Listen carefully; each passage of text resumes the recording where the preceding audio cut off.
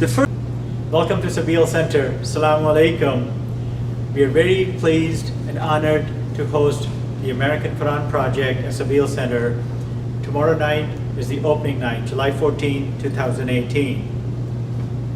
Why is it called the American Quran? Because it's the work of an American artist based in LA, Sandal Burke, and it's his ideas based on his research over a 10-year-long period. This exhibit is something we are loaning from Catherine Clark Gallery in San Francisco, and it has 11 surahs. Even though Sandal has done all 114 surahs of the Quran, only 11 are available at this point in a set. So we are happy to host those. These surahs are arranged at Sabil Center as a function of the wall space we have and the number of panels in each surah. The first one we have on the left side of the conference hall is Surah 28, Al-Qasas, the story. This surah signifies the transitory nature of this world compared to the life hereafter. According to Sandal, the entire American Quran project, one of the aims of the project is to take a religious text unfamiliar to most Americans and place it into the context of daily American life. In some instances, that means that the image might be a metaphor for something being described in the text, but not always necessarily. In this surah, there's a scene of a gardener, a police investigation, ruins of Oklahoma Federal Building. The passages discuss the judgment of God and reminders of the cities in the past. 49, Al-Hujurat, the private apartments. The purpose of the surah is to give Muslims instructions about social mannerism and guidelines to make a peaceful and harmonious society. Specifically, racial distinctions that typically cause corruption are being condemned. Throughout the project, Sandal Burke intentionally avoided depicting people or places that are thought of as specifically Islamic.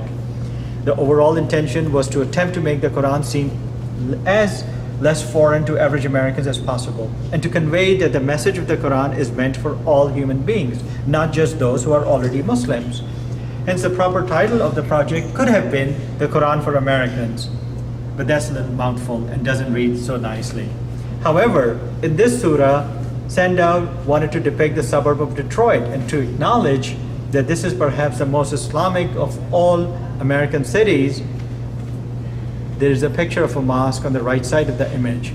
The house on the left is Sandal's childhood home before he moved to California as a child. 45, Al-Jathiya, the kneeling. The 2 pages of this surah depict a panoramic street scene in New York. Much of the project aims to wrestle with the conflicting aspects of our daily lives and our spiritual lives as we go about our daily routines.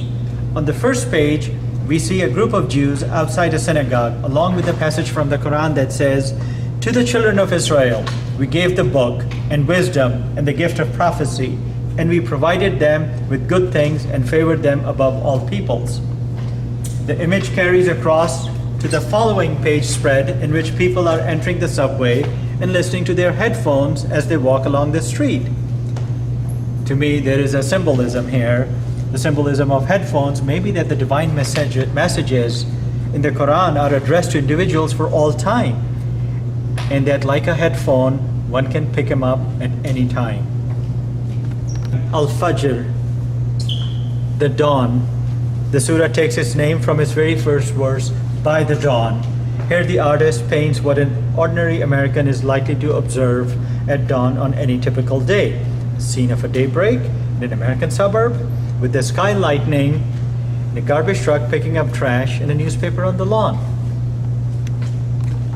Hud, the images in American Quran are meant to represent contemporary life in the US and include images from all of the states and places where American troops were in action.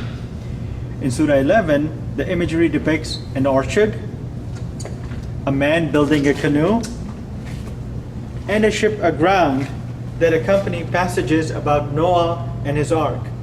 The final image is of the ruins of an earthquake, which reminds us that Lord can punish as well as reward.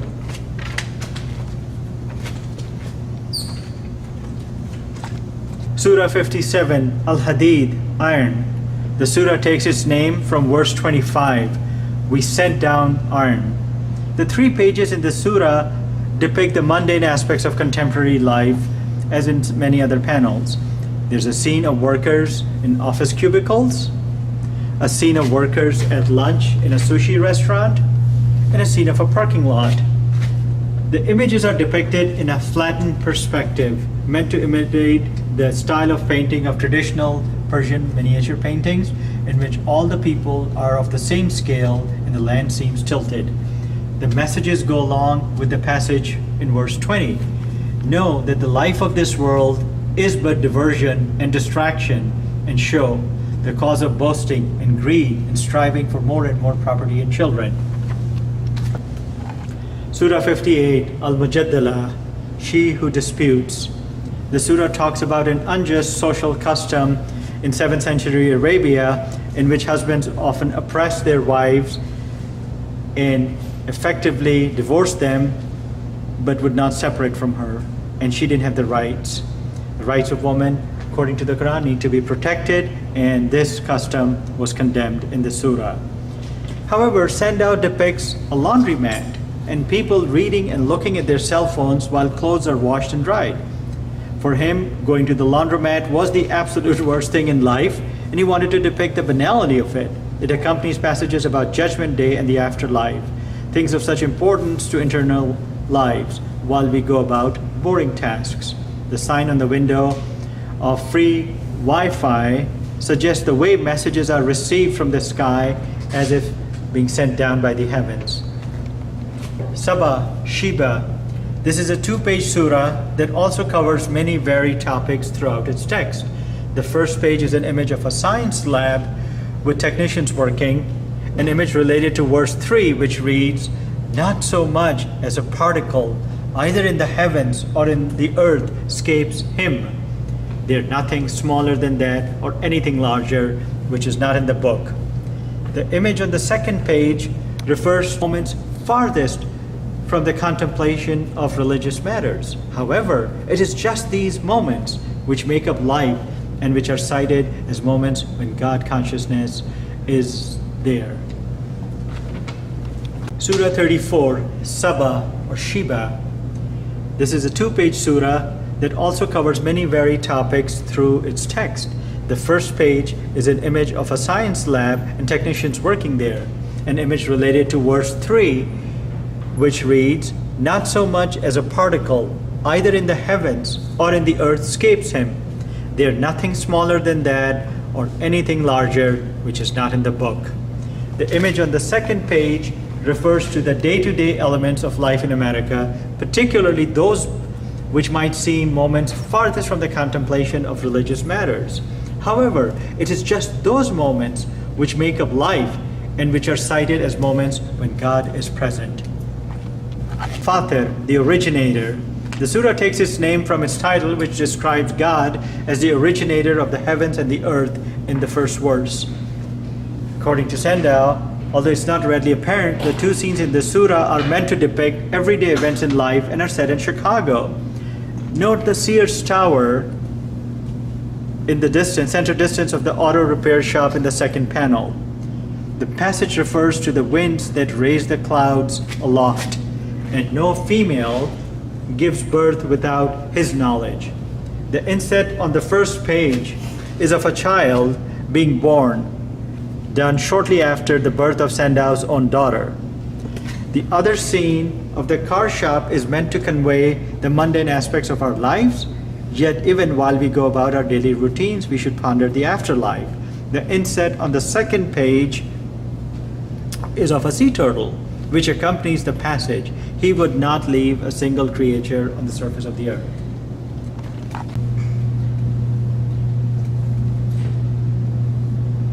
Surah 19, Maryam or Mary, which is named for the mother of Prophet Jesus in the Quran, and is the only surah named after a female figure and the only woman mentioned by name in the Quran. Obviously, Mary represents a unique connection between the 3 monotheistic faiths. This is a 3-panel surah depicting a corner grocery store in a Hispanic neighborhood with the mural of the Virgin of Guadalupe. that accompanies passages about Mary. The other 2 pages depict different churches that illustrate passages about those who worship others. Al-Baqarah, the cow, named because of the cow mentioned in verse 67. This is the largest surah in the Quran. According to Sandow, much of the Quran is metaphor and parable. Throughout the project, the images depicted here are metaphors for the messages of the text, sometimes in obvious ways, such as scenes of farms and markets in passages that talk of the bounty of food and water provided by the Lord, and sometimes more obscure. Among the images on these pages are a campfire, a funeral, which reminds us of the fleetingness, a wedding, which accompanies passages about wives and daughters, and a homeless person, which reminds us to be caring and give alms. Prophet Muhammad, peace be upon him, everything has a zenith, and the zenith of the Quran is Surah Al-Baqarah. Holding it is a blessing. This is something that you will see at the beginning of the exhibit. As you move up to the stairs to the conference hall on the 2nd floor of Sabeel Center, you're going to come across this mihrab, a ceramic tile made by Elise, Sandow's wife, who's an artist in her own right. She has depicted 2 verses from the Quran. The first one is, patience is the best course, Surah 16, verse 126, followed by, be modest in your bearing, Surah 31, verse 19. Ladies and gentlemen, friends of Sabeel Center, we hope you are as excited about this exhibit as we have been for the past several months. This is something very unique in Chicago, and a unique exhibit about the Quran. It's not a Quran exhibit per se though. It is an artwork and an art exhibit. We look forward to receiving you at the opening night, and after the opening night, the exhibit will be here for about 2.5 months till late September. There will be well over 40 opportunities for you to come see this show throughout the week. Thank you very much, and look forward to seeing you all.